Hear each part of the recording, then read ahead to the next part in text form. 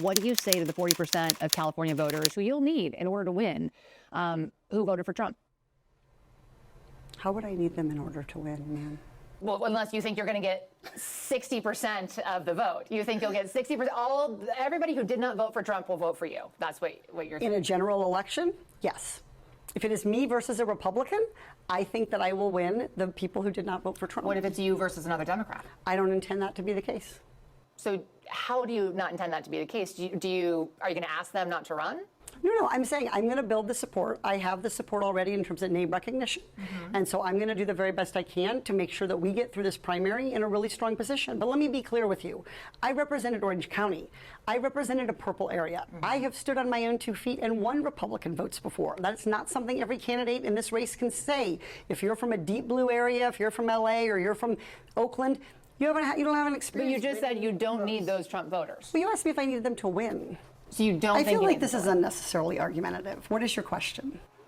The question is the same thing I asked everybody, that this is being called the empowering voters to stop Trump's power grab. Every other candidate has answered this question. This is not Correct. And I argumentative. said I support it. So, and the question is, what do you say to the 40% of voters who voted for Trump? Oh, I'm happy to say that. It's the do you need them to win part that I don't understand. I'm happy to answer the question as you have it written, and I'll answer it. And we've also asked the other candidates, do you think you need any of those 40% of California voters to win? And you're saying, no, you don't. No, I'm saying I'm going to try to win every vote I can.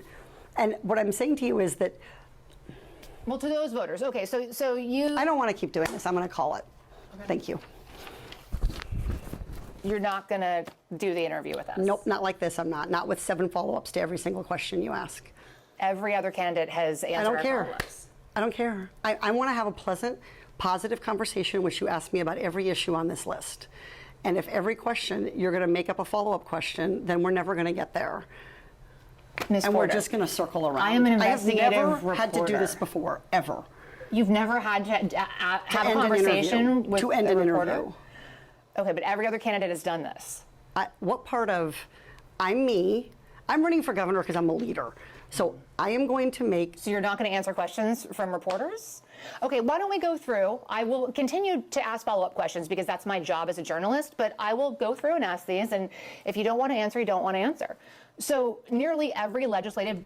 I don't want to have an unhappy experience with you, and I don't want this all on camera. I don't want to have an unhappy experience with you either. I would love to continue to ask these questions so that we can show our viewers what every candidate feels about every one of these issues. I'm Antonio Villaraigosa. I approve this ad because we need leaders who will solve hard problems and answer simple questions.